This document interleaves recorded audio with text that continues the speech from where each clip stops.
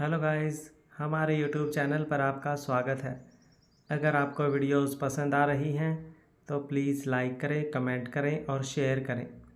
अगर आपने चैनल को अभी तक सब्सक्राइब नहीं किया है तो प्लीज़ चैनल को सब्सक्राइब करें। Thakur farm house.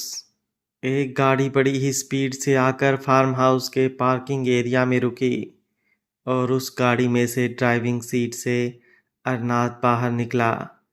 जैसे ही वो गाड़ी से बाहर निकला, उसके पीछे पीछे ही मीठी भी गाड़ी से बाहर निकली और उसके पास आकर गुस्से से उसे देखने लगी। अरनाथ ने एक नज़र उस पर डाली, लेकिन बिना कुछ रिएक्ट किए और कहे वो अंदर की तरफ बढ़ गया। मीठी से उसे गुस्से से देखते हुए बोली, कैसा इंसान है ये? इसकी हिम्मत भी कैसे हुई मुझे मेरी मर्जी के बिना यहाँ पर लाने की? इसे तो मैं बताती हूँ।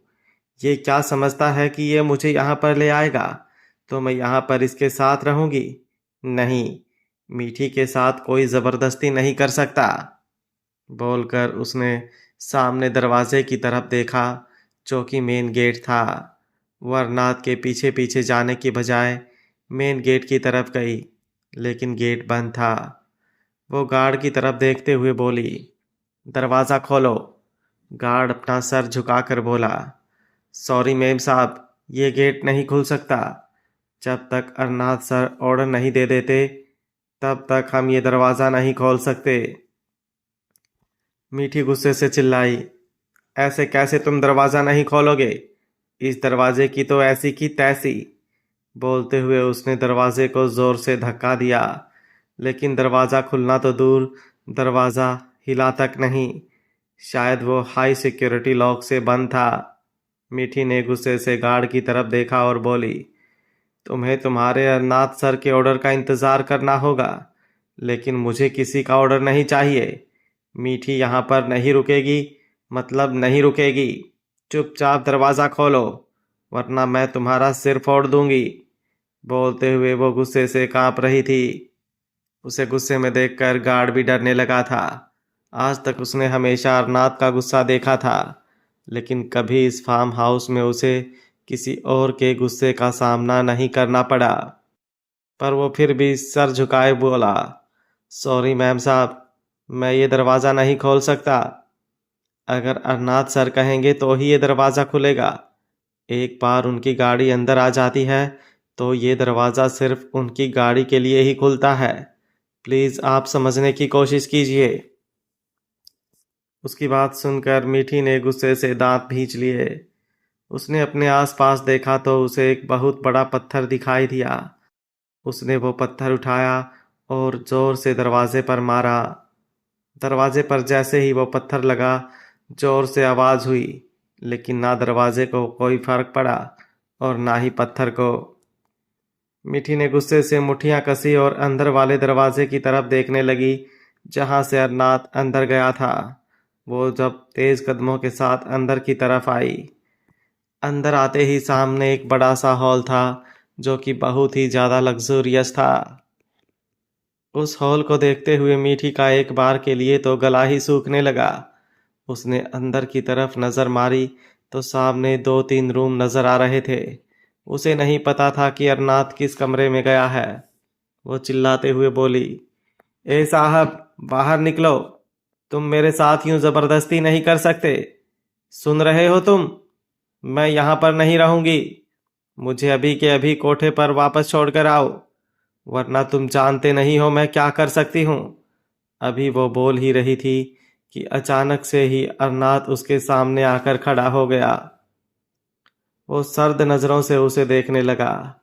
उसकी वो नज़रें खुद पर पाकर मीठी बोलते बोलते चुप हो गई थी, लेकिन फिर वो अचानक ही गुस्से से बोली, मुझे यूं घूर घूर कर डराओ मत। मीठी किसी से नहीं डरती। उसकी बात पर अब अरनाथ के चेहरे पर हल्के से सवालिया एक्सप्रेशन थे। मीठी अपनी बात आगे बढ़ाते हुए बोली, उस दिन मैं तुम्हारे रूम में गलती से आ गई। तुम्हें तो मुझे पैसे देने चाहिए, लेकिन तुम पैसे देने के बजाय मुझे अपना रौब दिखा रहे हो। एक बात मैं तुम्हें अच्छे से समझा दूं कि मनसा बाई से पंगा मत लो। अगर मंचा बाई अपने पर आ गई ना तो तुम्हारा ये सारा ताम झाम जाएगा तेल लेने, और मंचा बाई तुम्हें पीट पीट कर तुम्हारी जो हालत करेगी ना, तुमसे बर्दाश्त नहीं होगी। इसलिए तुम्हें समझा रही हूँ, चुपचाप मुझे वापस मंसा बाई के कोठे पर छोड़ाओ। पैसे नहीं देने तो मत दो, लेकिन उसकी बातें सुनते हुए अब अचानक ही अरनाथ के चेहरे पर हल्की सी हंसी तैर गई। उसे हंसते हुए देखकर मीठी एक बार फिर से चुप हो गई। मीठी को समझ नहीं आ रहा था कि अरनाथ कुछ बोल क्यों नहीं रहा। अरनाथ एक कदम उसके और करीब हुआ तो मीठी का गला सूखने लगा।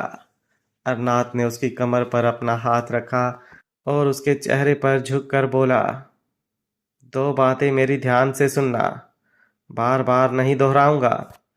एक तो बार बार मुझे ए साहब कहना बंद करो, और दूसरी बात, तुम अब यहाँ से कभी भी कहीं भी नहीं जाओगी। मीठी झल्ला कर बोली, अबे यार ऐसा थोड़ी ना होता है, इतनी पसंद आ गई कि खरीद कर ही ले आया। लेकिन एक बात मेरी भी अच्छे से समझ ले कि मैं यहाँ तेरे साथ नहीं रहूंगी, मुझे मंशा बाई के पास ही जाना है। इस बार अरनाथ व्यंग्य से मुस्कुराकर बोला, गलत फहमी है तुम्हारी कि तुम्हें लगता है कि तुम मुझे पसंद आ गई तो मैं तुम्हें यहाँ पर लेकर आया। बात पसंद की नहीं है, बात अरनाथ ठाकुर के उसूलों की है। एक बार जिसे अरनाथ ठाकुर छू दे उसे और कोई नहीं छू सकता, और तुम्हें तो अरनाथ ठाकुर ने। बोलते हुए अरनाथ चुप हो गया था, लेकिन उसने एक झटके से मीठी की कमर पर अपना दबाव बनाकर उसे अपने करीब खींचा और उसकी गर्दन को गहरी नज़रों से देखा तो मीठी उसका इशारा समझ चुकी थी। जिस तरह से उसका गला सूख रहा था और वो अंदर ही अंदर अपना गला तर कर रही थी, वो बाहर से साफ दिखाई दे रहा था। अरनाथ अपनी सर्द आवाज में बोला, तुम्हारा नाम बिजली है या मीठी?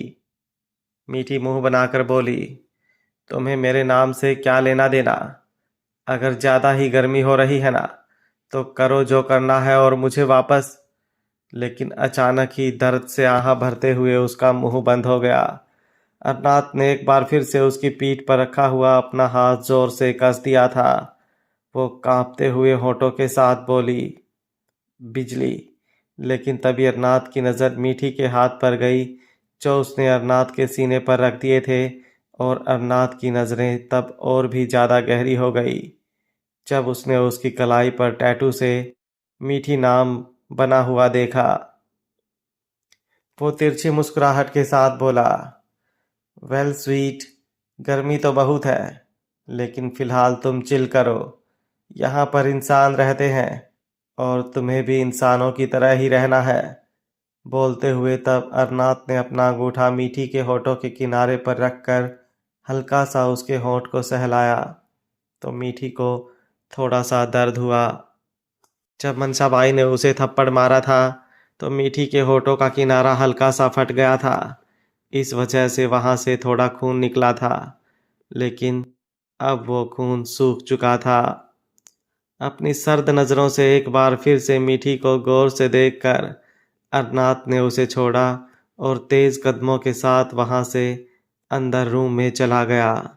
मीठी बस उसे जाते देखती रह गई। Shekhawat farm house. अक्षर अपने ऑफिस के लिए तैयार हो रहा था, तभी दरवाज़ा नॉक हुआ।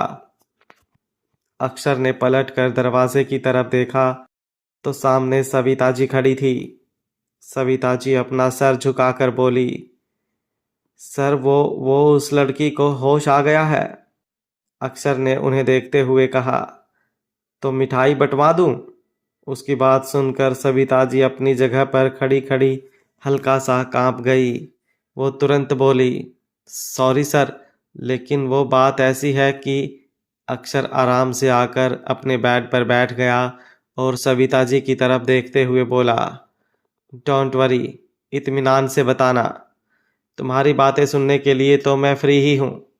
अभी नहीं तो 1 घंटे बाद बोल देना, इंतज़ार कर रहा हूँ मैं। बोलते हुए भले ही उसकी आवाज़ बेहद मीठी थी, लेकिन उसका लहजा बता रहा था कि अगर अब 1 मिनट के अंदर अंदर सविता जी ने अपनी बात नहीं कही तो अगले दूसरे मिनट में ही सविता जी इस फार्म हाउस से बाहर होंगी। वो तुरंत बोली, वो उस लड़की को होश आ गया है, लेकिन उस लड़की से उसका एड्रेस पूछा तो वो लड़की कुछ बता नहीं रही। उसे शायद कुछ भी याद नहीं है। अपनी बात कहकर अब वो अक्षर के जवाब का इंतज़ार करने लगी, लेकिन अक्षर ने कुछ नहीं कहा। वो एक्सप्रेशन लेस होकर बोला, ठीक है, जाओ यहाँ से। उसका जवाब सुनकर सविता जी भी थोड़ा हैरान थी, लेकिन फिलहाल तो उनके लिए इस वक्त यहाँ से जाना ही सबसे बेस्ट ऑप्शन था। वो तुरंत वहाँ से चली गई और वापस उस कमरे में आई जहाँ पर प्याली को रखा गया था। प्याली की आंखें खुली थी, लेकिन उसका चेहरा बहुत मुरझाया हुआ था। कमज़ोरी और ट्रीटमेंट के बाद उसका चेहरा बिल्कुल पीला पड़ चुका था। सविता जी उसके पास आई और उसे देखने लगी। प्याली ने भी अपनी नज़रें हल्की सी घुमाकर उनकी तरफ देखा। सविता जी उसके सिर पर अपना हाथ रखकर उसके बालों को सहलाते हुए बोली, तुम्हें सच में कुछ याद नहीं आ रहा क्या? तुम कौन हो, कहाँ से आई हो और तुम्हारी ये हालत? बोलते हुए सविता जी चुप हो गई थी। उनसे तो बोला भी नहीं जा रहा था। प्याली जिस हालत में उन्हें मिली थी, अभी भी सिर्फ उसे होश आया था, लेकिन वो चलने फिरने की हालत में नहीं थी। अक्षर के कहने पर ही सविता जी ने उसे उसके बारे में पूछा था, ताकि जल्द से जल्द उसे उसके घर भेज सकें। लेकिन एक बार फिर से प्याली ने अपना सिर्फ ना में हिला दिया। तभी दरवाजे पर कदमों की आहट हुई। भारी भरकम जूते की आवाज़ सुनकर ही सविता जी का गला सूखने लगा था। वो समझ चुकी थी कि अक्षर खुद अब इस कमरे में आया है, लेकिन अब उन्होंने दरवाजे की तरफ देखा तो अक्षर फ़ोन पर बात कर रहा था। ना जाने वो किससे बात कर रहा था, लेकिन सामने से जो कहा गया उसे सुनकर वो तुरंत दरवाजे से ही वापस घूमा और बोला, मैं अभी आ रहा हूँ, डोंट वरी, बस अभी पहुँच जाऊँगा मैं। बोलकर उसने कॉल डिस्कनेक्ट किया और बाहर पार्किंग एरिया में आकर अपनी गाड़ी में बैठा और वहाँ से निकल गया। सविता जी ने उसे जाते हुए देखा तो राहत की सांस ली। उन्हें प्याली की फिक्र हो रही थी कि कम से कम अब प्याली को कुछ देर आराम करने को तो मिल जाएगा। अगर अक्षर कमरे में अंदर आता और प्याली से उसके बारे में पूछता तो प्याली भले ही उसे अपना एड्रेस बताती या ना बताती, अक्सर तो उसे घर से बाहर निकाल ही देता। शेखावत मेंशन। एक गाड़ी एक झटके से ब्रेक लगाते हुए पार्किंग एरिया में रुकी और उसमें से अक्सर बड़ी ही फुर्ती से गाड़ी से बाहर निकला और तेज कदमों से अंदर आया। जैसे ही वो अंदर आया, अंदर हॉल में बैठी हुई अति की आंखें बड़ी हो गईं। आज बिना बुलाए ही अक्सर शेखावत मेंशन में कैसे?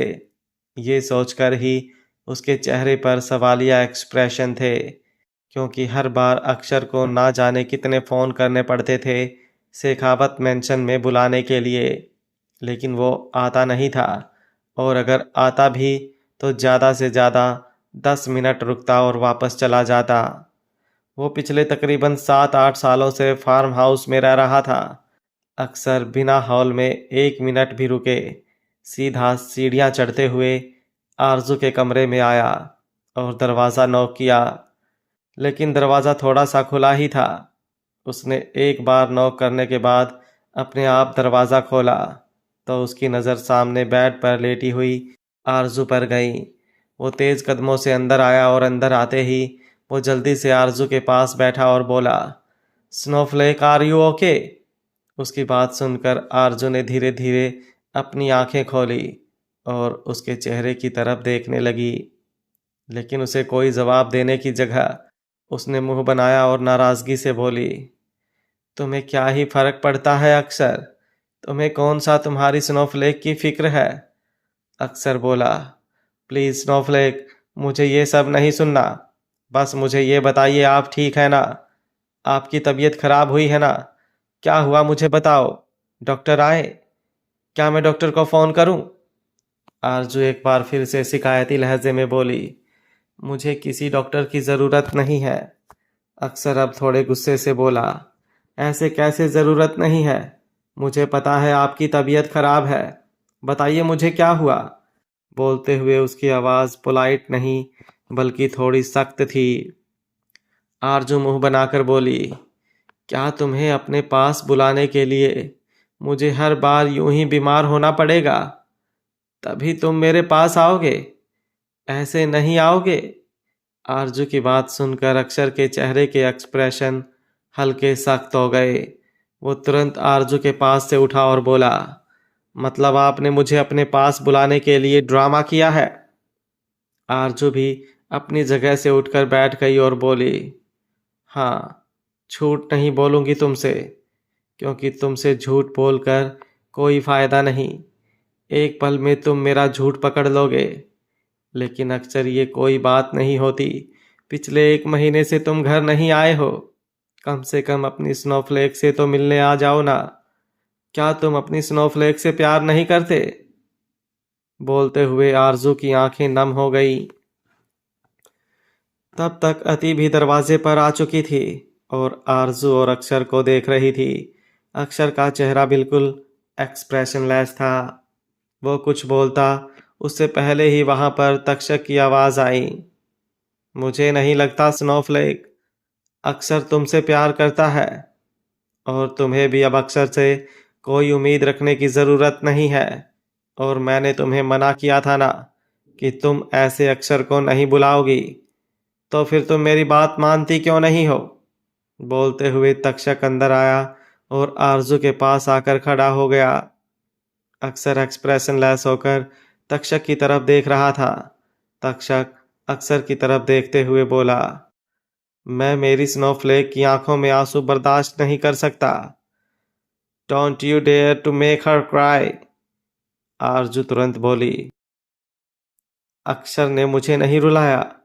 आप प्लीज उसे ऐसी बातें मत कीजिए। मुश्किल से तो वो घर आया है और अब आप ऐसी बातें करके उसे एक बार फिर से भेज देंगे।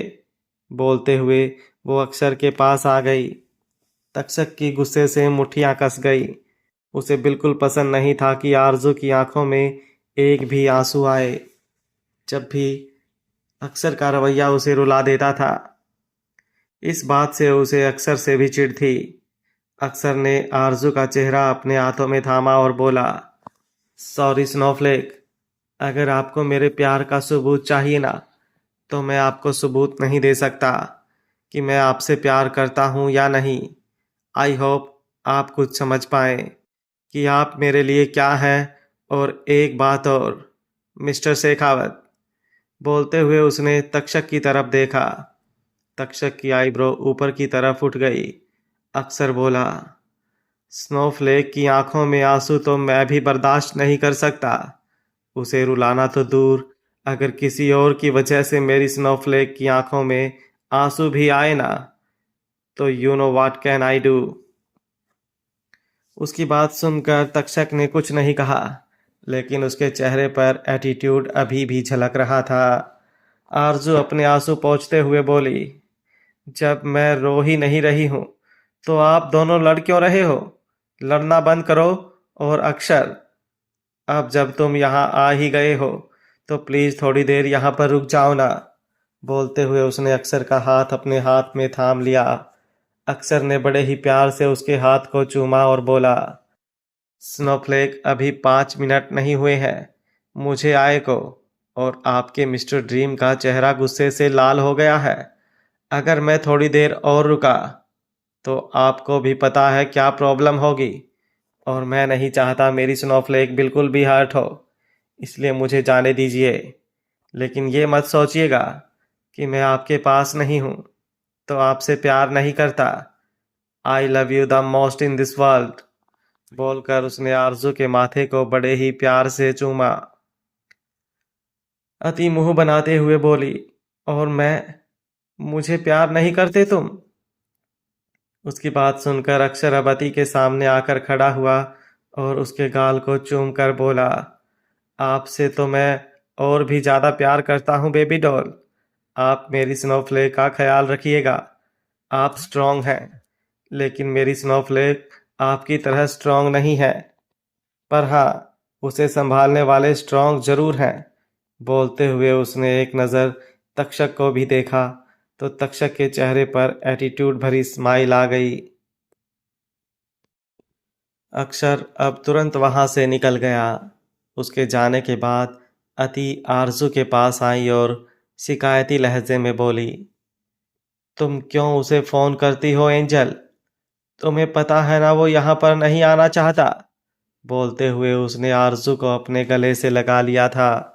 आरजू ने गुस्से भरी नजर तक्षक पर डाली और मुंह बनाते हुए बोली, ये सब ना आपकी औलाद की वजह से हुआ है कि मेरी औलाद मेरे साथ ही नहीं रहती। उसकी बात सुनकर तक्षक ने उसे गुस्से से घूरा। वहीं दूसरी तरफ नेशनल ग्रुप ऑफ कॉलेज, कशिश जन्नत के सामने बैठी थी और जन्नत मन मन मुस्कुराए जा रही थी। लेकिन कशिश को समझ नहीं आ रहा था कि जन्नत इतना मुस्कुरा क्यों रही है।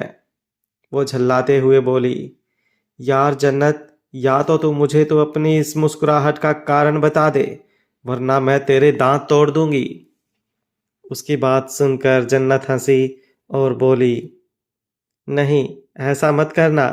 मुझे नहीं पता हान मुझे पसंद करते हैं या नहीं, लेकिन अगर मेरे दांत टूट गए तो बिल्कुल ही मुझे पसंद नहीं करेंगे।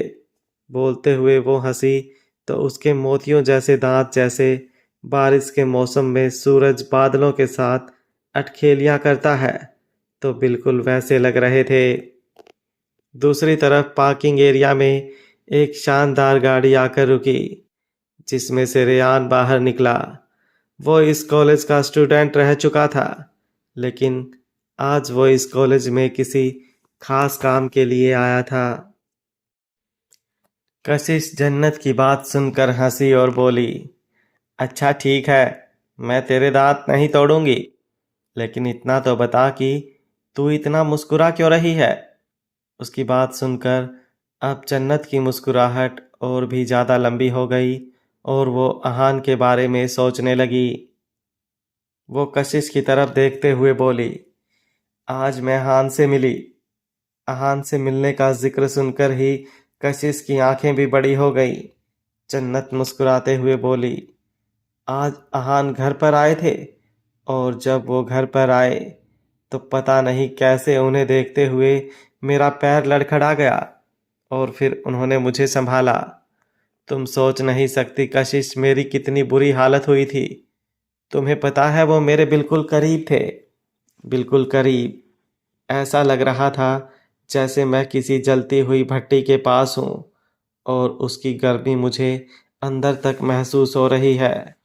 उसकी वो सांसें मुझे अपनी गर्दन पर महसूस हो रही थी और उनकी वो नज़रें जो मुझ पर थीं, उन्हें महसूस कर तो मैं उनकी तरफ देख भी नहीं पा रही थी। बोलते हुए उसने अपने सीने पर अपना हाथ रख लिया और अपनी तेजी से बढ़ती हुई धड़कनों को महसूस करने लगी।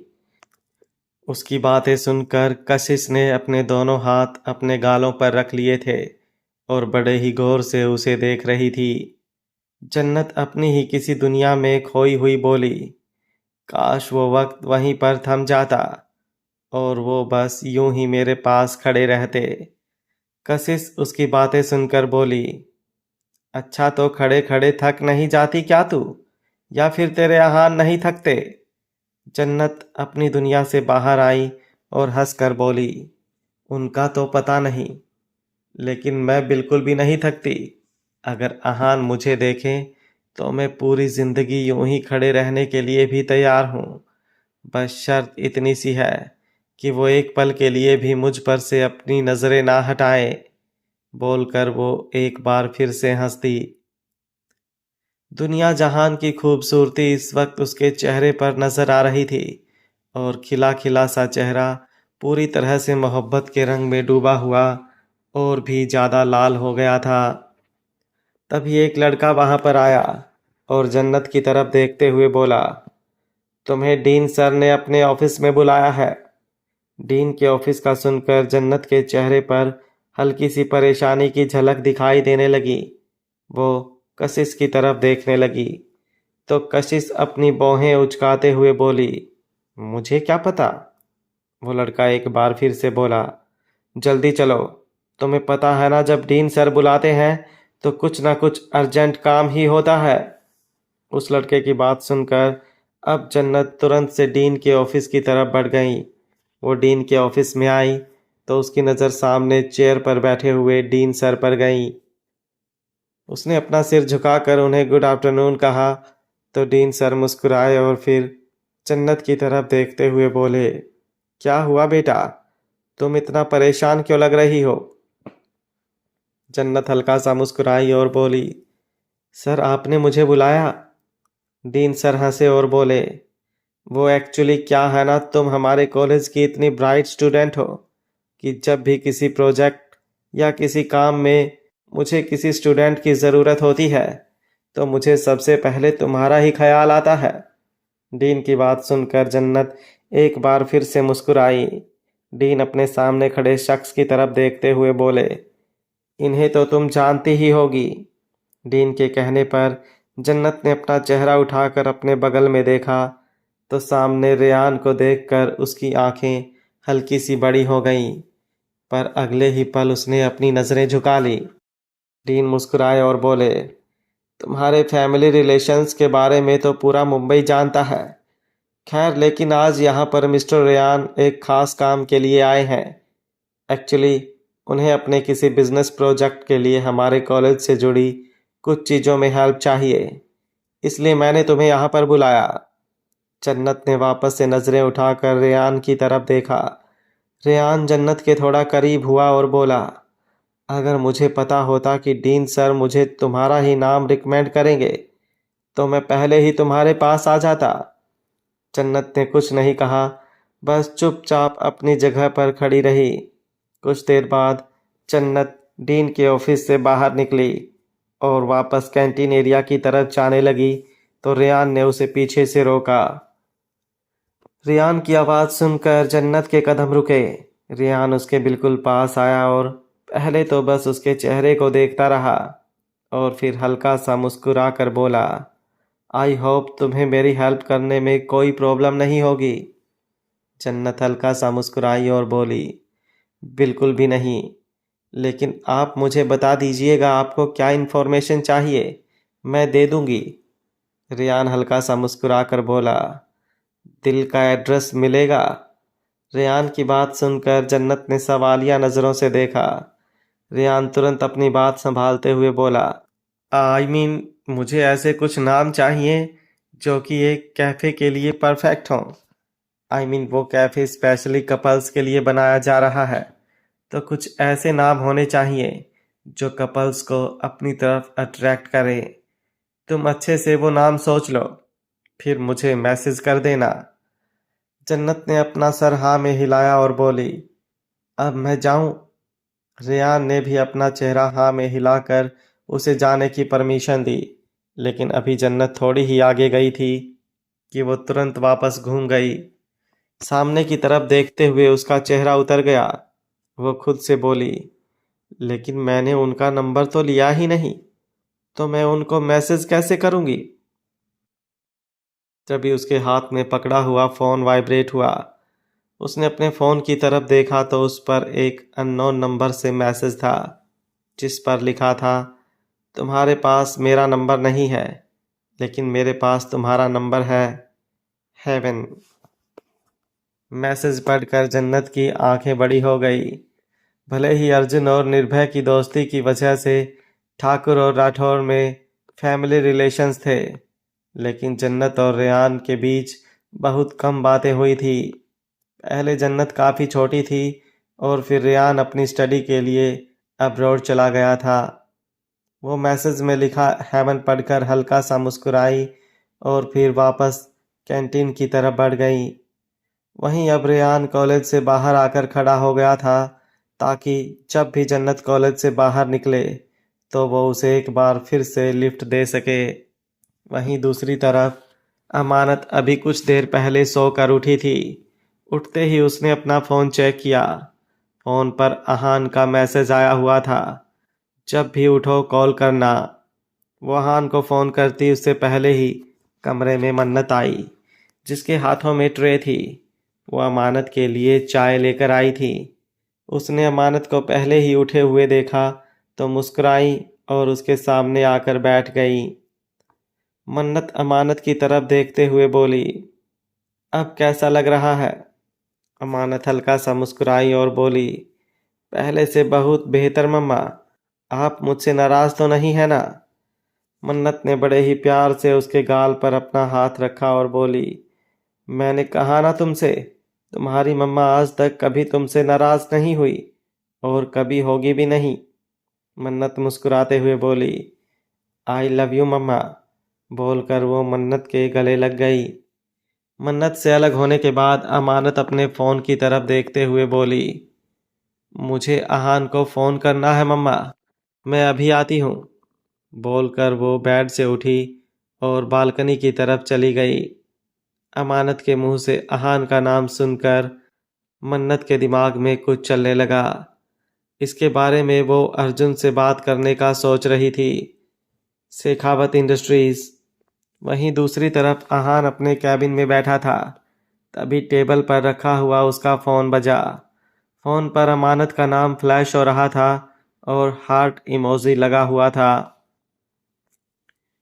उसने तुरंत कॉल रिसीव किया। सामने से अमानत की खूबसूरत सी आवाज़ आई, तुम मुझे छोड़कर चले गए ना? अहान हंसा और बोला, तुम्हें ऐसा लगता है मैं तुम्हें छोड़कर जा सकता हूँ? बस ऑफिस आया था। तुम बताओ, तुम्हारी नींद पूरी हुई? चाय पी तुमने? अमानत हंसी और बोली, तुम बोल तो ऐसे रहे हो जैसे अगर मैं चाय नहीं पीऊंगी तो तुम मुझे चाय पिलाने आओगे। तुम्हारे पास तो मेरे लिए टाइम ही नहीं होगा। इतने दिनों से मुझसे बात नहीं की तुमने। अब जब मैं वापस आई हूँ तो भी तुम बस अपने काम में बिजी हो। उसकी बात सुनकर अहान मन में ही बोला, तुमसे ज़्यादा ज़रूरी तो मेरे लिए मैं खुद भी नहीं हूँ माई ट्रेजर। उसे चुप देख कर अमानत एक बार फिर से बोली, वक्त तो छोड़ो, मुझे लगता है तुम्हारे पास मेरी बातों का जवाब भी नहीं है। फ़ोन रख दूं क्या?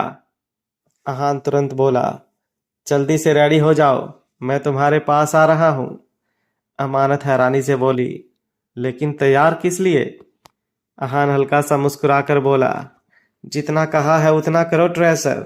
उसके मुंह से ट्रेजर सुनकर अमानत के चेहरे पर लंबी सी स्माइल आ गई। वो तुरंत बोली, कितने दिनों बाद तुमने मुझे इस नाम से पुकारा है।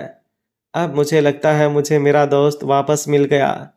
उसके मुंह से अपने लिए दोस्त शब्द सुनकर एक पल के लिए अहान के चेहरे के एक्सप्रेशन हल्के से चेंज हो गए, लेकिन फिर उसने एक लंबी सी सांस ली और बोला, अब तुम टाइम वेस्ट मत करो ट्रेजर, तुम्हारे पास सिर्फ 15 मिनट हैं।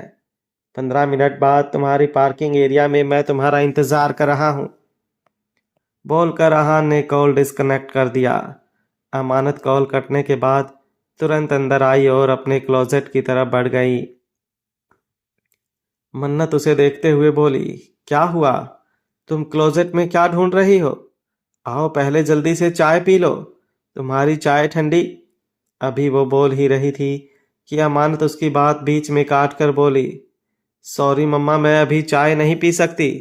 अहान मुझे लेने के लिए आ रहा है, मुझे उसके साथ जाना है।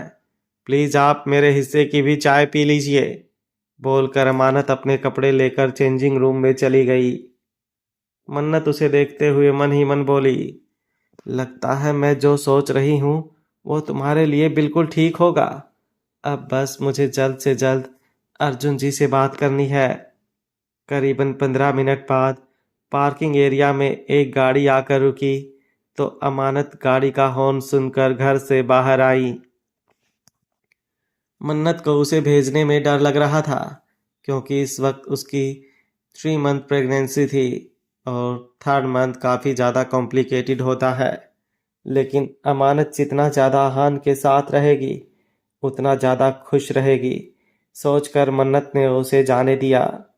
अमानत घर से बाहर आई और गाड़ी की तरफ बढ़ने लगी, लेकिन उससे पहले ही अहान गाड़ी से बाहर निकला और तुरंत दूसरी तरफ जाकर उसके लिए दरवाज़ा खोला।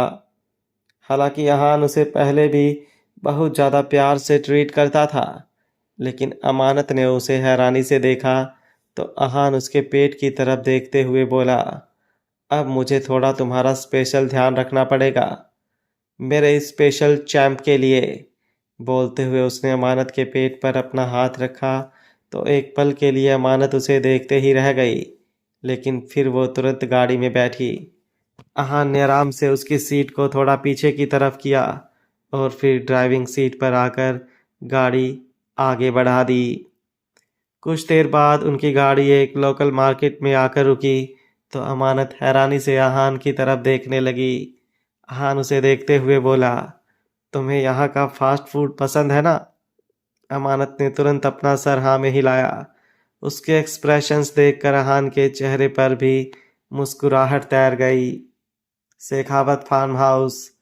अक्षर की गाड़ी वापस फार्म हाउस में आकर रुकी और तेज कदमों के साथ अक्षर फार्म हाउस के अंदर आया।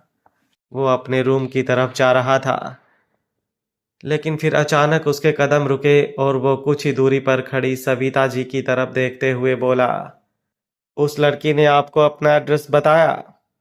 सविता जी उसके पास आई और अपना सिर झुकाकर ना में इशारा किया। अक्षर का एक्सप्रेशनलेस चेहरा एक बार फिर गुस्से से भरने लगा। वो थोड़ी ऊंची आवाज में बोला, तो मैं क्या करूं?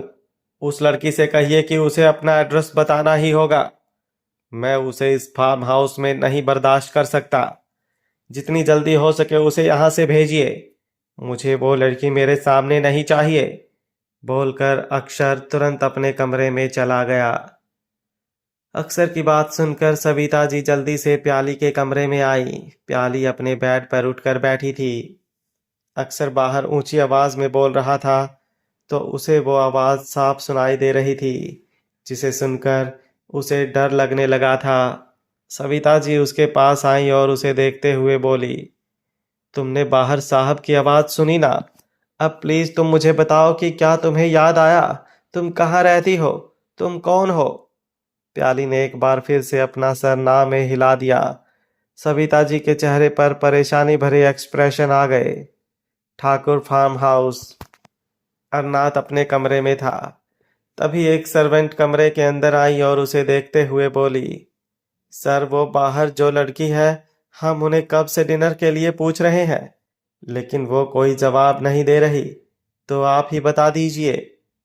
अरनाथ जो लैपटॉप पर कुछ काम कर रहा था, उसने अपना लैपटॉप बंद किया और बोला, डाइनिंग टेबल पर डिनर लगाइए, मैं अभी आ रहा हूँ। बोलकर अपनी जगह से उठा और वॉशरूम में चला गया। वो सर्वेंट बाहर आई और डाइनिंग टेबल पर डिनर लगवाने लगी। उसने सोफे पर बैठी मीठी की तरफ देखा, जो उसे गुस्से से घूर रही थी। उस सर्वेंट ने तुरंत से अपनी नजरें मीठी पर से हटा ली। तभी कमरे से अरनाथ बाहर निकला और मीठी की तरफ आ गया। अरनाथ अपने रूम से निकलकर बाहर की तरफ आया, जहां बाहर सामने सोफे पर ही मीठी बैठी थी और डाइनिंग टेबल पर खाना लग चुका था। वो मीठी के सामने आकर उसे अपनी गहरी नज़रों से देखने लगा तो मीठी अपनी जगह से उठी और गुस्से से बोली, ऐसे देख क्या रहे हो? तुम्हें क्या लगता है कि मैं तुम्हारी जलती हुई नज़रों से डर जाऊंगी? बिल्कुल भी नहीं। तुम्हें मुझे जितना घूरना है घूरो, लेकिन मुझे कोई फर्क नहीं पड़ता। अरनाथ ने एक गहरी सांस ली और बोला, भूख लगी है तुम्हें? मीठी गुस्से से बोली, नहीं लगी, बिल्कुल भी नहीं लगी, और तुम्हारे साथ खाना खाना तो दूर, मैं यहाँ पर एक पल भी नहीं रुकूंगी। चुपचाप जाकर गार्ड से दरवाज़ा खुलवाओ और मुझे यहाँ से जाने दो, वरना मैं बता रही हूँ तुम्हें, जब भी मैं इस फार्म हाउस से बाहर निकली ना, सबसे पहले मैं इस फार्म हाउस को बम से उड़ाऊंगी।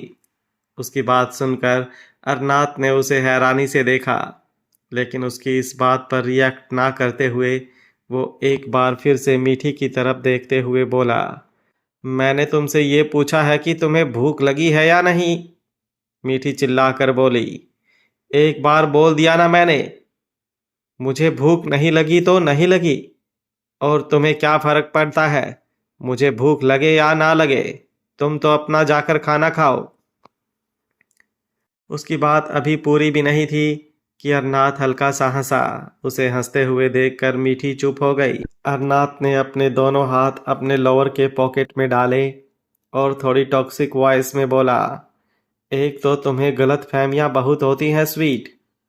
तुम्हें किसने कहा कि मुझे तुम्हारे भूख लगने ना लगने से फर्क पड़ता है? तुम्हें खाना खाना है या नहीं खाना, तुम्हारी मर्जी है। मुझे कोई फर्क नहीं पड़ता। अगर भूख लगे तो खा लेना, वरना बैठी रहो यहाँ पर चीखती चिल्लाती। लेकिन यहाँ से तुम बाहर बिल्कुल नहीं जा सकती। बोलकर अन्ना चुपचाप डाइनिंग टेबल की तरफ बढ़ गया। मीठी बस उसे जाते देखती रह गई।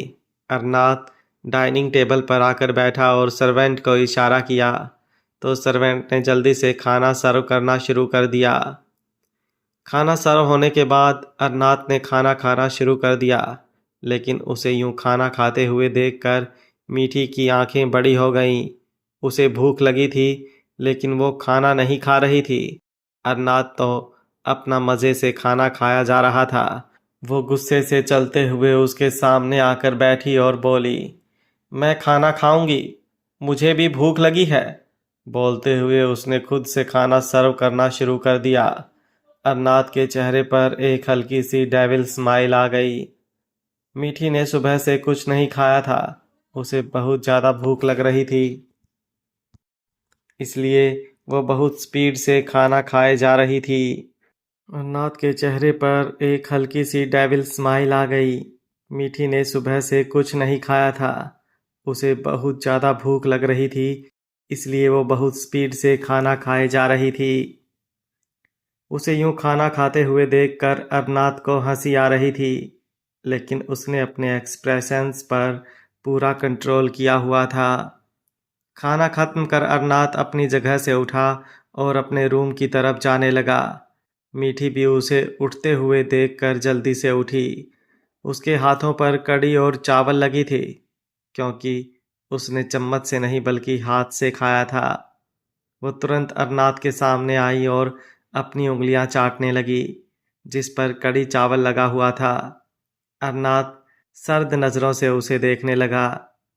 अपनी उंगलियों को अच्छे से साफ करने के बाद मीठी उसे देखते हुए बोली, कहाँ जा रहे हो? पहले मुझे बाहर छोड़कर आओ, फिर जहाँ जाना है वहाँ जाना।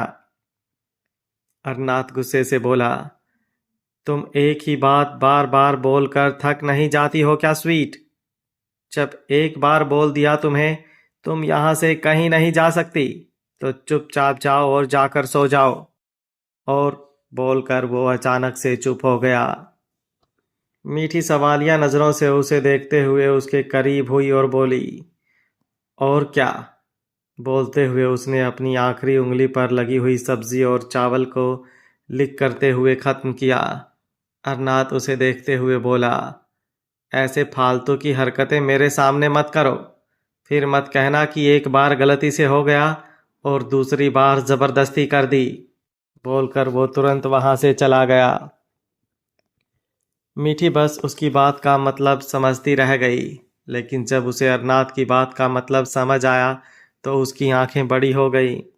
वो तुरंत उसके पीछे पीछे उसके कमरे में आई और उसके सामने आकर खड़ी हो गई और अरनाथ ने अपनी आईब्रो ऊपर उठाते हुए उसे देखा। मीठी अरनाथ के पास आई और बोली, क्या क्या कहा तुमने? एक बार फिर से कहना।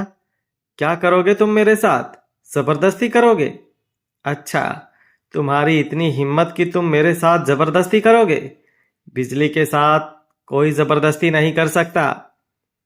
अभी वो बोल ही रही थी कि अरनाथ उसके करीब आया और उसके सीने पर अपना हाथ रखकर उसे पीछे की तरफ धक्का दिया तो मीठी की आंखें बड़ी हो गईं।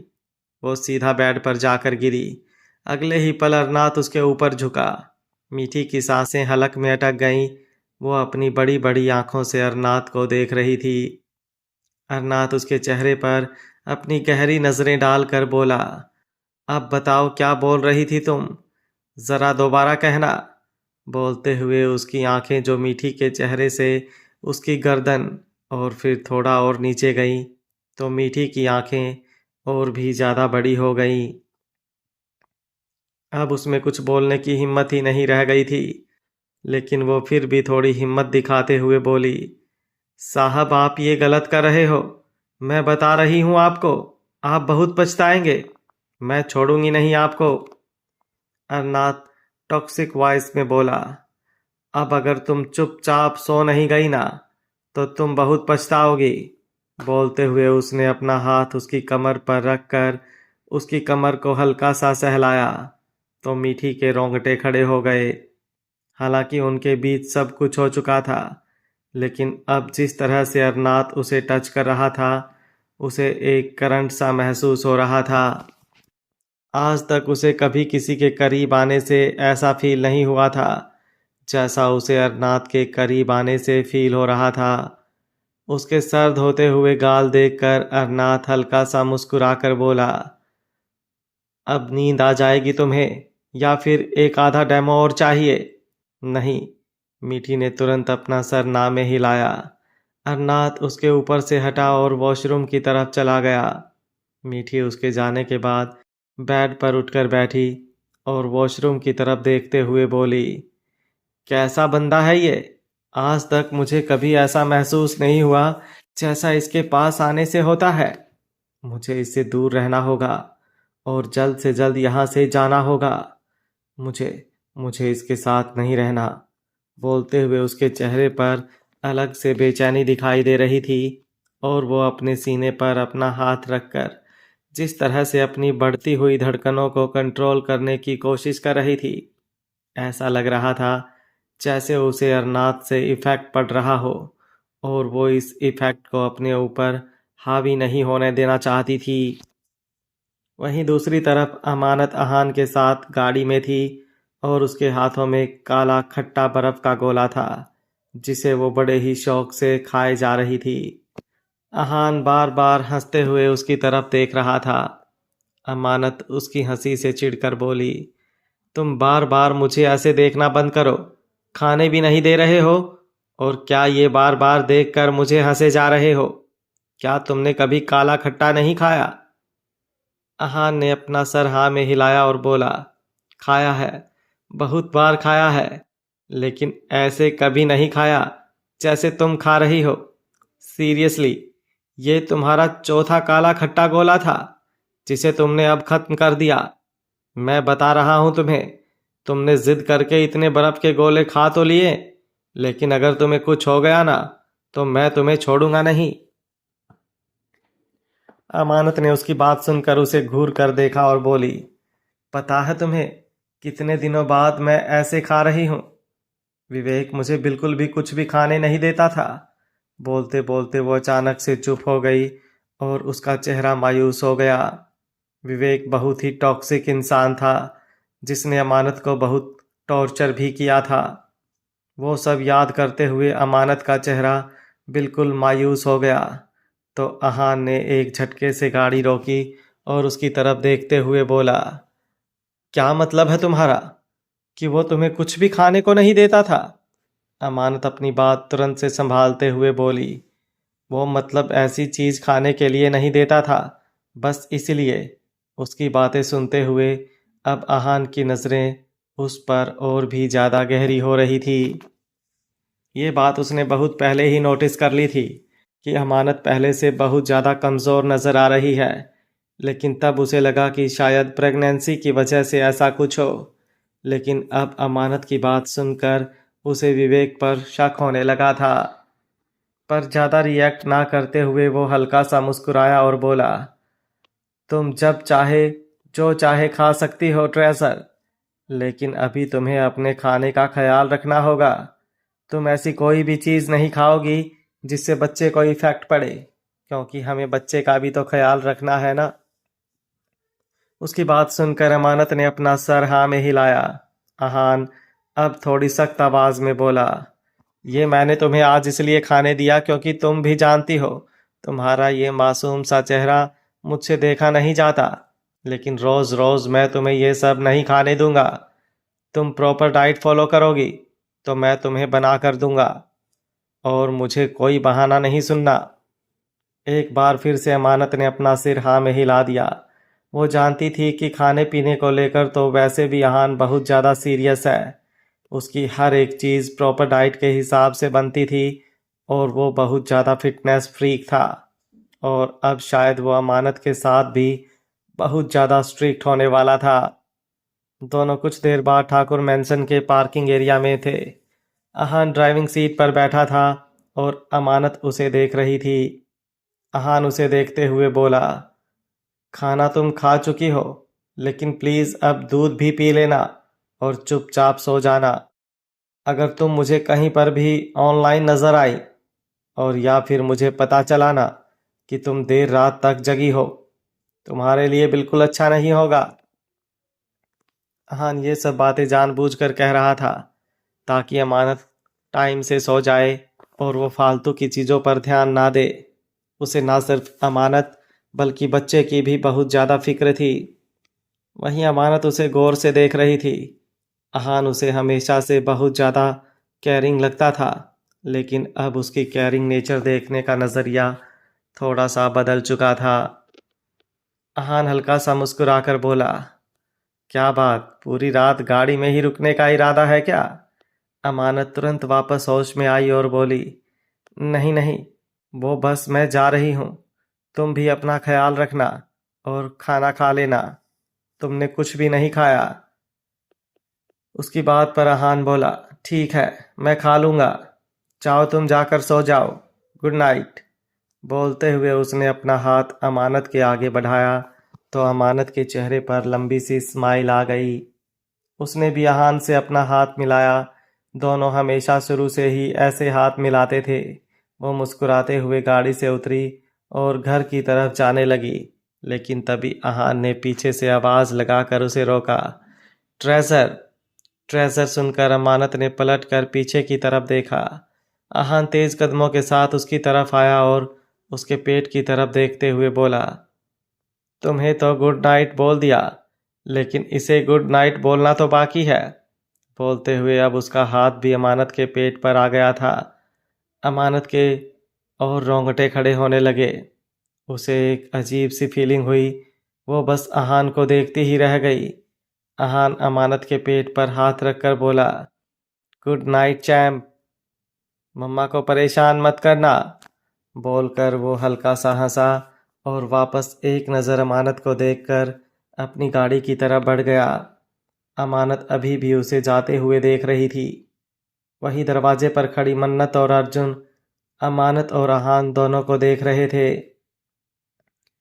मन्नत अर्जुन की तरफ देखते हुए बोली, मैंने कहा था ना आपसे, दोस्ती से कुछ तो बढ़कर है। प्लीज़ अब तो मेरी बात मान लीजिए। तक्षक से बात कीजिए। हमें जल्द से जल्द इन दोनों की शादी करवानी होगी। मन्नत की बात सुनकर अर्जुन भी सोच में पड़ चुका था। वहीं अमानत उनके पास आई और बोली, आप दोनों क्या बातें कर रहे हैं? कुछ सीरियस डिस्कशन है क्या? मन्नत ने अपना सिर ना में हिलाया और बोली, नहीं, बस यूं ही। तुम ये बताओ, तुम क्या खाओगी? अभी वो बोल ही रही थी कि अमानत बोली, मम्मा आपको पता था ना कि मैं अहान के साथ हूँ, और अहान के साथ में हूँ तो मैं भूखी कैसे रह सकती हूँ? मेरा पेट भरा हुआ है। अहान ने मुझे दूध पीने के लिए बोला है, लेकिन मुझसे दूध भी नहीं पिया जाएगा। और प्लीज़ आप भी मुझे फोर्स मत कीजिएगा। मैं रूम में जा रही हूँ सोने। बोलकर वो अपने रूम में चली गई। अभी वो बोल ही रही थी कि अमानत बोली, मम्मा आपको पता था ना कि मैं अहान के साथ हूँ। मन्नत के चेहरे पर एक बार फिर से मुस्कुराहट तैर गई थी। वो अर्जुन की तरफ देखते हुए बोली, आप तक्षक से बात करें ना करें, मैं आरजू से बात ज़रूर करूँगी।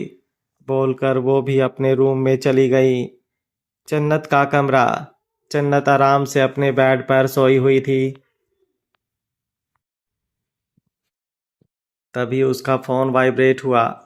उसने तुरंत अपना फ़ोन उठाया तो उस पर मैसेज था, हेवन। मैसेज देखकर जन्नत की आंखें बड़ी हो गई।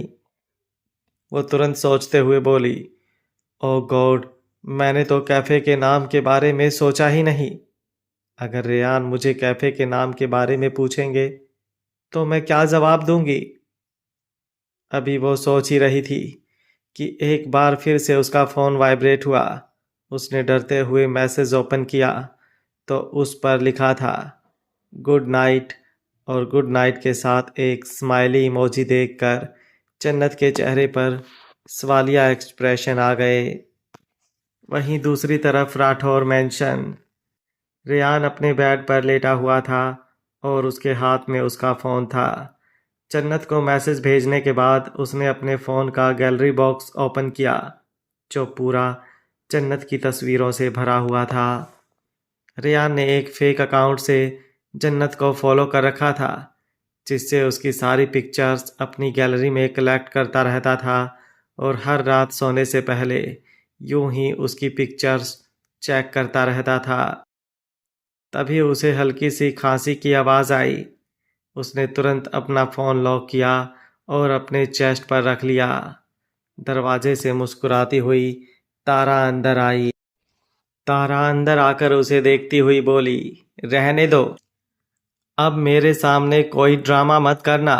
बहुत अच्छी तरह से देख चुकी हूं तुम्हें कि तुम कर क्या रहे थे। जल्दी से दिखाओ मुझे फ़ोन पर किसकी पिक्चर्स देखकर इतना ब्लश कर रहे थे। उसकी बात सुनकर रेयान ने अपनी आंखें पूरी तरह से खोलकर उसे देखा और बोला, ओह प्लीज़ ममा, मैं किसी की पिक्चर्स नहीं देख रहा था और मैं क्यों किसी की पिक्चर देखूंगा। आपको पता है ना मुझे इन सब चीज़ों में बिल्कुल भी इंटरेस्ट नहीं है। जैसे ही उसकी बात खत्म हुई निर्भय अंदर आते हुए बोला, अरे रहने दो, अभी कल ही तुमने मुझे बताया था कि तुम किसी लड़की के करीब हो। वैसे मैं बहुत अच्छी तरह से जानता हूँ कि वो लड़की कौन है, लेकिन अगर तुम अपनी मॉम को बता दोगे तो तुम्हारे लिए बेटर होगा। तारा निर्भय को घूरते हुए बोली, डैडी, आपको सब पता है लेकिन फिर भी आपने मुझे नहीं बताया।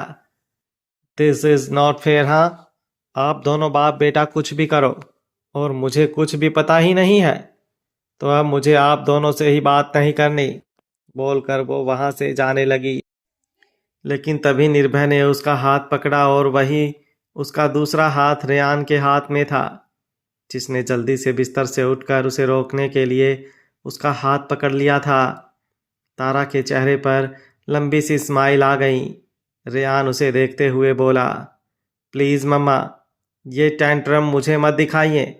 माना मैं बहुत प्यार करता हूँ आपसे, लेकिन आपकी ये टेंट्रम मैं बर्दाश्त नहीं करूँगा। आपके ये डैडी करेंगे।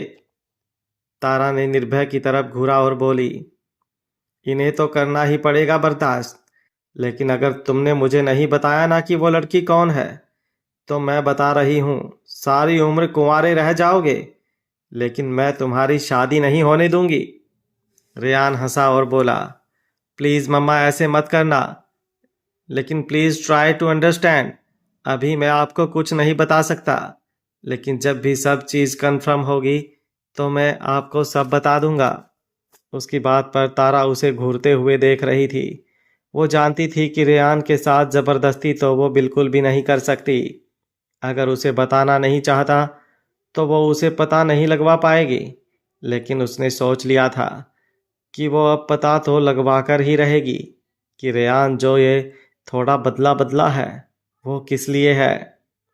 वहीं दूसरी तरफ फार्म हाउस में अरनाथ अपने बेड पर सोया हुआ था और दूसरे रूम में मीठी अपने बेड पर लेटी हुई थी, लेकिन उसे नींद नहीं आ रही थी।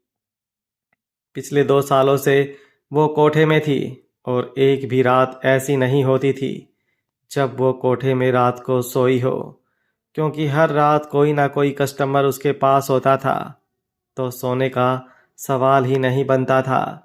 और अब आदत ऐसी हो गई थी कि उसे नींद नहीं आ रही थी। वो अपने बेड से उठी और बाहर की तरफ आई। उसके दिमाग में कुछ चल रहा था। उसने बाहर वाला दरवाज़ा खोलने की कोशिश की, लेकिन उस पर अपना सारा जोर लगाने के बावजूद भी उससे वो दरवाज़ा नहीं खुल रहा था। तभी उसे वहाँ पर कुछ फिंगरप्रिंट जैसा नज़र आया। वो समझ चुकी थी कि ये दरवाज़ा अरनाथ के फिंगरप्रिंट से ही खुलेगा। वो मुंह बनाते हुए बोली, मेरी नींद हराम करके ये इंसान खुद आराम से कैसे सो सकता है, इसे तो मैं बताती हूँ, बोलकर वो अर्नात के कमरे की तरफ बढ़ गई। उसने अर्नात के कमरे में आकर देखा कि अर्नात आराम से बेड पर सोया हुआ था, लेकिन उसे देखते हुए मीठी, जिसकी नींदें पहले ही उड़ चुकी थी, अब उसका गला भी सूखने लगा, क्योंकि सामने बेड पर अर्नात शर्टलेस होकर सो रहा था। उसने इस वक्त सिर्फ एक वाइट कलर का ट्राउज़र पहना हुआ था और ब्लैंकेट सारा बेड से नीचे गिरा हुआ था। लेकिन अचानक ही उसने अपने एक्सप्रेशन बदले और गुस्से से देखते हुए बोली, मुझे नींद नहीं आ रही और ये इंसान घोड़े बेचकर सो रहा है। इसके तबेले में तो मैं आग लगाती हूँ। बोलते हुए वो उसके पास आई और उसे घूर कर देखने लगी। तभी उसकी नज़र सामने टेबल पर रखे हुए पानी से भरे हुए जग पर गई। उसने वो पानी का भरा हुआ जग उठाया और अगले ही पल सारा अर्नात के ऊपर गिरा दिया। अर्नात एक झटके से अपनी जगह से उठा और गुस्से से मीठी की तरफ देखने लगा, जिसके हाथों में वो खाली जग अभी भी था। वो गुस्से से कांपते हुए उसके पास आया और उसकी कलाई पकड़कर उसकी पीठ से लगाते हुए बोला, तुम्हारी हिम्मत भी कैसे हुई मेरे साथ ये हरकत करने की। जिस तरह से उसने मीठी की कलाई को पकड़ा था, मीठी की दर्द से चीख निकल गई, लेकिन फिर भी वो गुस्से से दांत पीसते हुए बोली, मुझे नींद नहीं आ रही और तुम यहाँ पर आराम से सो रहे थे, तो मैं तुम्हें सोने कैसे दे सकती हूँ। लेकिन एक ऑप्शन है तुम्हारे पास, अगर तुम मुझे यहाँ से चले जाने दो तो तुम आराम से सो सकते हो। अर्नात सरकास्टिक वे में मुस्कुराया और बोला, तुम्हें सच में लगता है कि तुम इन हरकतों से यहाँ से जा सकती हो? तुम बहुत बड़ी गलतफहमी में हो स्वीट, कि तुम ऐसे फालतू की हरकतें करोगी और मैं तुम्हें यहाँ से जाने दूंगा। जब एक बार मैंने कह दिया कि तुम यहाँ से कहीं नहीं जा सकती, तो कहीं भी नहीं जा सकती। लेकिन अब तुमने जो अर्नात ठाकुर के साथ किया है, उसकी सज़ा तुम्हें ज़रूर मिलेगी। सज़ा की बात सुनकर मीठी का गला सूखने लगा। वो अपनी बड़ी बड़ी आंखों से अर्नात को देख रही थी। तभी अर्नात ने उसे बेड पर धक्का दे दिया और खुद उसके ऊपर लेट गया। अर्नात का सारा भार मीठी के ऊपर था, तो उसके लिए सहना मुश्किल हो रहा था, क्योंकि भले ही अर्नात फिट एंड फाइन था, लेकिन उसका वेट ज़्यादा था जो जिम में कड़ी मेहनत करके उसने गेन किया था। उसका एक बाइसेप और मीठी की कमर एक बराबर थी। मीठी दर्द से कराहते हुए बोली, साइड हटो मुझसे, मैं भीग रही हूँ। उसकी बात सुनकर अर्नात के चेहरे पर डेविल स्माइल आ गई। जो पानी मीठी ने अर्नात को भिगोने के लिए नीचे बेड पर गिराया था, वो पानी अब बेड पर गिरा हुआ था और सारा मीठी की कमर पर लग रहा था, जिससे मीठी के कपड़े गीले हो गए थे। मीठी उसकी वो डेविल स्माइल देखकर गुस्से से दांत पीसते हुए बोली, मैंने तुम जैसा घटिया इंसान नहीं देखा। मुझे समझ में नहीं आ रहा आखिर तुम चाहते क्या हो। उसे अपनी गहरी नज़रों से देखते हुए अर्नात उसके ऊपर से हटा और उसके हटते ही मीठी भी तुरंत बेड से उठी, लेकिन अब तक उसके पूरे कपड़े गीले हो चुके थे, जो उसकी पीठ से चिपके हुए थे। मीठी गुस्से से उसे देखते हुए बोली, क्या चाहते हो तुम? हाँ, आखिर चाहते क्या हो? अगर मैं पसंद आ गई हूँ या फिर अभी तक तुम्हारे अंदर की हवस शांत नहीं हुई, तो तुम्हें जो करना है कर लो, लेकिन मुझे यहाँ से जाने दो। मुझे यहाँ नहीं रहना। बोलते हुए उसके चेहरे पर बेचैनी दिखाई दे रही थी। वहीं उसके मुंह से हवस की बात सुनकर अर्नात का चेहरा गुस्से से भरने लगा। उसने एक बार फिर से मीठी की कलाई को पकड़कर उसकी पीठ से लगाया और बोला, मेरे सामने अपनी जुबान सोच समझकर खोलना। मीठी भी गुस्से से दांत पीसते हुए बोली, क्यों, जो कहा वो बर्दाश्त नहीं हो रहा क्या? इतने संत आदमी तो नहीं हो कि तुम मुझे यूं उठाकर अपने इस आलीशान फार्म हाउस में ले आए होंगे। तुम्हारे अंदर भी तो तुम्हारी हवस ही जाग रही होगी ना, लेकिन दिखाना नहीं चाहते। पर कब तक छुपाओगे? बोल रही हूँ तुमसे, जो करना है करो, लेकिन मुझे यहाँ से जाने दो। अगर तुम्हें शर्म आती है तो मैं ही तुम्हारी मदद कर देती हूँ। बोलते हुए मीठी ने अपने कपड़ों पर अपना हाथ रखा और अगले ही पल उन कपड़ों के फटने की आवाज़ आई। मीठी के कपड़े फटने की आवाज़ सुनते ही अरनाथ ने तुरंत उसे गोल घुमाया और उसकी पीठ को अपने सीने से लगा लिया। मीठी की सांसें गहरी हो गईं, जो उसके सीने में हो रही हलचल से साफ पता चल रहा था। अरनाथ ने अपना चेहरा उसके कंधे पर रखा और गुस्से से दांत पीसते हुए बोला, तुम्हें एक बार में समझ नहीं आती ना मेरी बात? मैंने कहा था तुमसे, मेरे सामने ऐसी कोई हरकत मत करना। तुम्हें क्या लगता है कि मैं तुम्हें इसलिए अपने पास लेकर आया हूं क्योंकि मुझे तुमसे ये सब कुछ चाहिए? मीठी गुस्से से खुद को छुड़वाने की कोशिश कर रही थी। उसके कपड़े आगे से फट चुके थे, लेकिन वो अपने कपड़े संभाल तक नहीं रही थी। वो बस लगातार अरनाथ से खुद को छुड़वाने की कोशिश कर रही थी। अरनाथ की बात सुनकर वो भी गुस्से से बोली, चलो मान लिया आप मुझे अपनी हवस शांत करने के लिए नहीं लाए, तो फिर बता दीजिए ना कि एक कोठे से लाई हुई वेश्या आपके किस काम की? जिन लड़कियों को उजाले में लोग देखना तक नहीं पसंद करते, आप उसे दिन के उजाले में अपने इस फार्म हाउस में ले आए। क्यों? आखिर चाहते क्या है आप? बोलकर मीठी ने एक झटके से अरनाथ से अपना हाथ छुड़वाया और तुरंत उसके सामने हो गई। उसकी तरफ देखते ही अरनाथ ने अपना चेहरा घुमाया और एक बार फिर से उसे बेड पर धक्का देकर इस बार और भी ज्यादा जोर से उसके ऊपर आया। मीठी का चेहरा गुस्से से पूरा लाल हो चुका था और अरनाथ का भी चेहरा गुस्से से कांप रहा था। मीठी उसके सीने पर अपने हाथ रखकर उसे दूर धकेलने की कोशिश करने लगी, लेकिन अरनाथ ने उसके दोनों हाथों को अपने हाथ में जकड़कर बेड के किनारे पर लगा दिया। मीठी अपनी आंखों में नमी लेकर बोली, क्या कहा था आपने मुझे कि इस वेश्या को आपने छू दिया, तो अब इस वेश्या को कोई और छू नहीं सकता। लेकिन शायद आप भूल रहे हैं कि ये वेश्या ना जाने आज तक कितने ही लोगों के बिस्तर गर्म। अभी वो बोल ही रही थी कि अरनाथ ने उसके होठों पर अपने होठ रख दिए और उसे बेतहाशा चूमते हुए वाइल्ड किस करने लगा।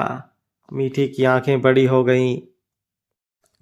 अरनाथ ने जैसे ही मीठी के होठों पर अपने होठ रखे, मीठी की आंखें बड़ी हो गईं। उसने अरनाथ को खुद से दूर करना चाहा, लेकिन अरनाथ ने उसके दोनों हाथों को कसकर अपने हाथों में जकड़ा हुआ था। वो अरनाथ को अपने ऊपर से हिला भी नहीं पा रही थी।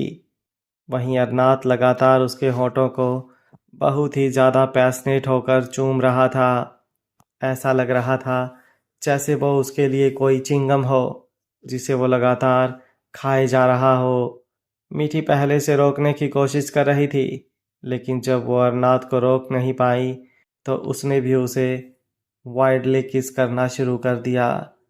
जितना ज़्यादा वाइल्ड अरनाथ उसे किस कर रहा था, अब उससे भी ज़्यादा वाइल्ड मीठी हो चुकी थी, क्योंकि होठों पर दर्द क्या होता है वो तो अब उसे महसूस होना ही बंद हो चुका था।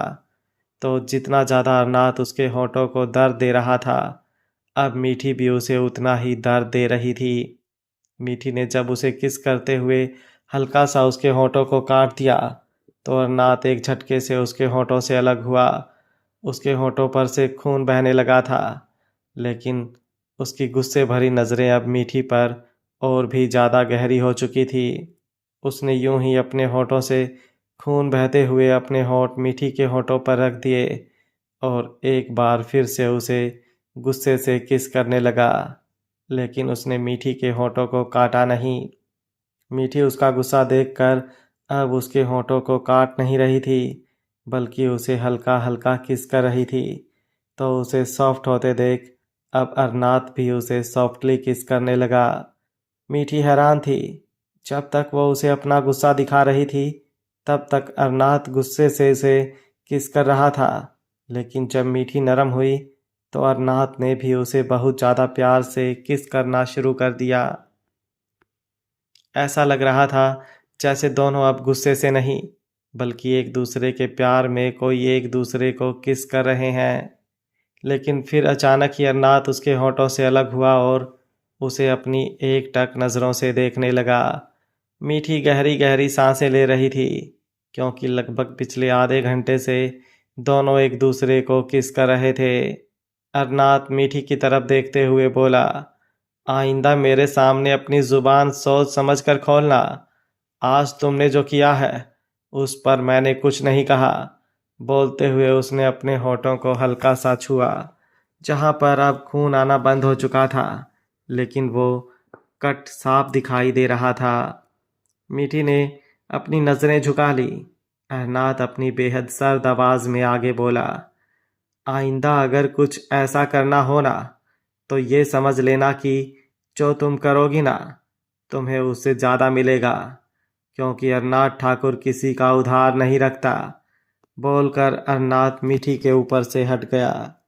मीठी अपनी जगह से खड़ी हुई और बोली, अच्छा, उधार नहीं रखते, लेकिन किसी को ज़बरदस्ती अपने साथ रख सकते हो। अरनाथ जो उस कमरे से बाहर जाने लगा था, पलट कर उसकी तरफ देखते हुए बोला, जिस चीज़ को अरनाथ ठाकुर ने अपना बना लिया, वो चीज़ किसी और के पास चली जाए तो क्या। बोलकर वो तुरंत वहां से निकल गया।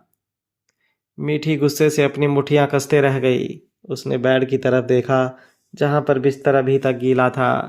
वो वापस अपने रूम में आई, क्योंकि इतना तो वो समझ चुकी थी कि वो फिलहाल यहाँ से नहीं निकल सकती, इसलिए अब उसे सोना था। लेकिन अब वो उस रूम में वापस आई तो उस बेड पर अरनाथ सोया हुआ था।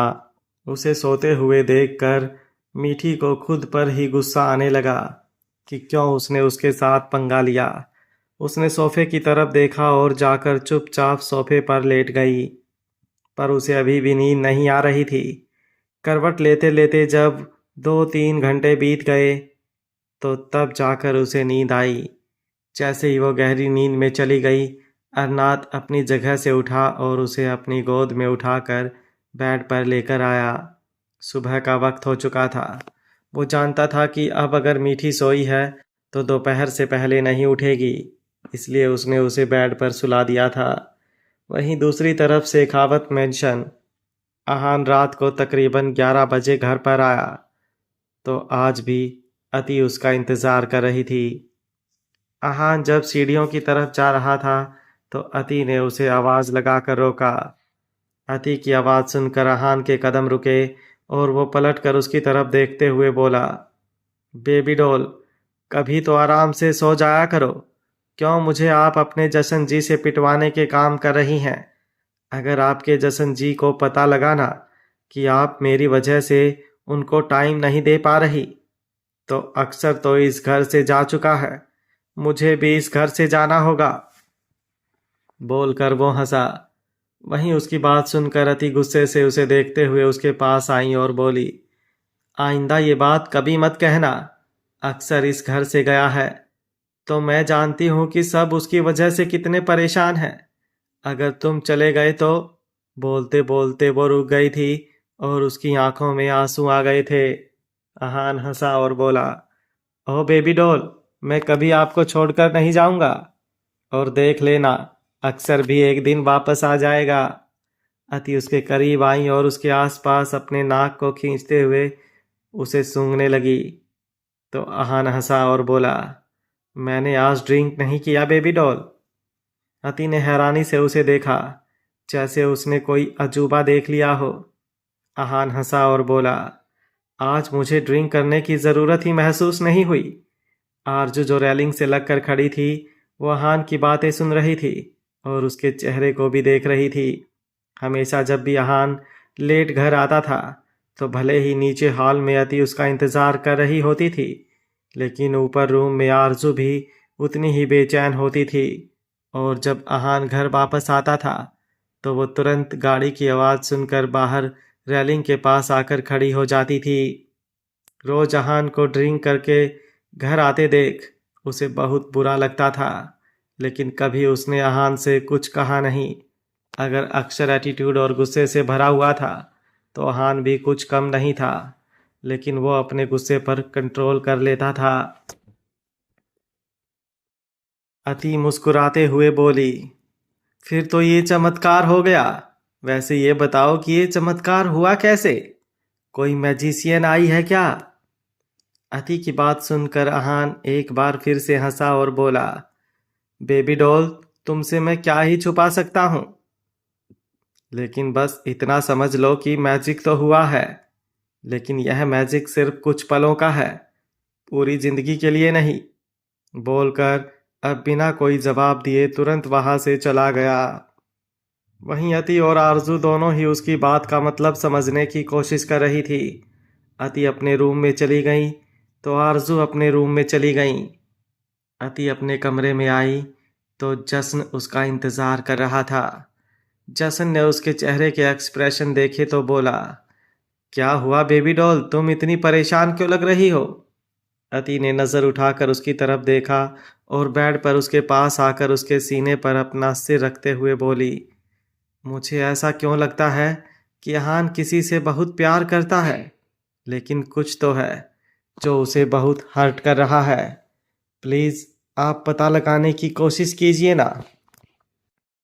जसन हंसा और बोला, तुम्हें लगता है कि अहान की लाइफ में उसका कोई लव इंटरेस्ट है? आज तक मैंने कभी किसी लड़की के लिए उसे कुछ करते नहीं देखा। उसके फ्रेंड्स हैं, लेकिन आई डोंट थिंक सो कि उसका कोई रिलेशनशिप होगा। उसकी बात सुनकर अति कुछ सोचते हुए बोली, कहीं ऐसा तो नहीं कि उसके फ्रेंड सर्कल में ही उसका कोई लव इंटरेस्ट हो? कुछ तो है जसन जी, प्लीज आप पता लगाइए ना। बोलते हुए अति के चेहरे पर फिक्र थी। जसन हल्का सा मुस्कुराया और बोला, ठीक है, अगर तुम कहती हो तो मैं कोशिश करूँगा, लेकिन मुझे नहीं लगता कि अहान लड़की से प्यार करता होगा। लेकिन फिलहाल तुम ज़रूर किसी को अपने प्यार के लिए तड़पा रही हो। उसके बात सुनकर अति ने उसे घूर कर देखा और उसके सीने पर मारते हुए बोली, अब तो अपनी आशिकी छोड़ दीजिए, उम्र हो गई है आपकी। जसन बोला, तो क्या हुआ, अभी भी तुम्हें पागल कर देता हूं मैं, और इतना ही काफ़ी है ये बताने के लिए कि इस जसन सिंह शेखावत की उम्र चाहे जो भी हो, उसका अंदाज कभी फीका नहीं हो सकता। बोलते हुए उसने अति को अपने सीने से अलग कर नीचे बेड पर लिटाया और उसके ऊपर झुक गया। सुबह का वक्त फार्म हाउस में अक्सर शावर लेकर वॉशरूम से बाहर आया और आकर ड्रेसिंग के सामने खड़ा हो गया। इस वक्त उसने अपनी वी शेप कमर पर एक टॉवल लपेट रखा था। तभी उसकी नज़र उसके सीने पर गई, जहां पर हल्का सा निशान था।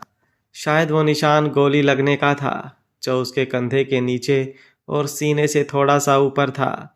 उस निशान को देखते हुए उसकी नज़रें हल्की सी गहरी हो गई और अगले ही पल उसकी आंखों के सामने खूबसूरत सा चेहरा दिखाई देने लगा। उस चेहरे को देखते हुए उसने एक पल के लिए अपनी आंखें बंद की और फिर वापस अपनी आंखें खोली। उसका चेहरा बिल्कुल एक्सप्रेशनलेस था, लेकिन फिर हल्की सी तिरछी मुस्कुराहट उसके होंठों पर आई और वो खुद को देखते हुए बोला, अक्सर शेखावत कभी किसी का एहसान नहीं रखता। उस दिन तुमने मुझ पर एक एहसान किया था जो अभी तक मैं चुका नहीं पाया, पर एक दिन मैं वो एहसान जरूर चुकाऊंगा। ठाकुर मेंशन के पार्किंग एरिया में एक गाड़ी आकर रुकी और उस गाड़ी में से आरजू बाहर निकलकर अंदर की तरफ जाने लगी, लेकिन फिर उसके कदम रुके और वो गाड़ी के अंदर बैठे अहान की तरफ देखते हुए बोली, क्या बात, तुम बाहर नहीं आ रहे? तुम्हें अमानत से नहीं मिलना क्या? अमानत का नाम सुनकर अहान की धड़कन तेजी से बढ़ गई, लेकिन वो आरजू की तरफ देखते हुए बोला, नहीं मोम, शायद अभी वो सो रही होगी, मैं उससे बाद में मिलूंगा। आप जाइए, जाकर अपने फ्रेंड से मिलिए। बोलकर वो हल्का सा मुस्कुराया। आरजू भी मुस्कुराई और घर के अंदर की तरफ जाने लगी। आज सुबह सुबह ही मन्नत का उसे मैसेज आया था, तो वो मन्नत से मिल गई थी। मन्नत ने उसे मैसेज किया था कि उसे किसी ज़रूरी मैटर पर आरजू से बात करनी है। आरजू अंदर आई तो अपने रूम से बाहर निकल रही अमानत की नज़र उस पर गई। अमानत उसे देखते हुए बोली, स्नोफ्लेक, आप अहान के साथ आई हैं? अहान कहाँ है? उसे देख आरजू मुस्कुराई और बोली, मैं अहान के साथ ही आई हूँ। वो भी अंदर आना चाहता था, लेकिन उसे लगा कि शायद तुम सो रही होगी, इसलिए वो बाहर से ही जा रहा है। उसके जाने की बात सुनकर अमानत जल्दी से बाहर की तरफ जाने लगी, लेकिन तभी उसका पैर लड़खड़ाया। उसने जल्दी से अपने हाथ रखा, लेकिन वो नीचे गिरती उससे पहले ही एक शख्स ने उसे अपने बाहों में संभाल लिया।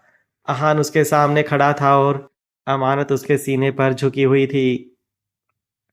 अहान ने उसे सीधा खड़ा किया और गुस्से से उसे देखने लगा।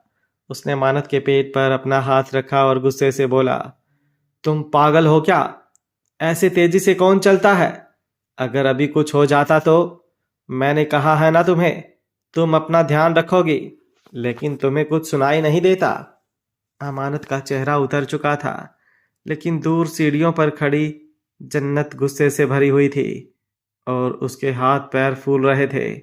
अहान का हाथ अभी भी अमानत के पेट पर था और अमानत के हाथ अहान के सीने पर थे। वो अगले ही पल उसके सीने से लग गईं और मायूसी से बोली, प्लीज गुस्सा मत होना। सुबह सुबह मुझे तुम्हारा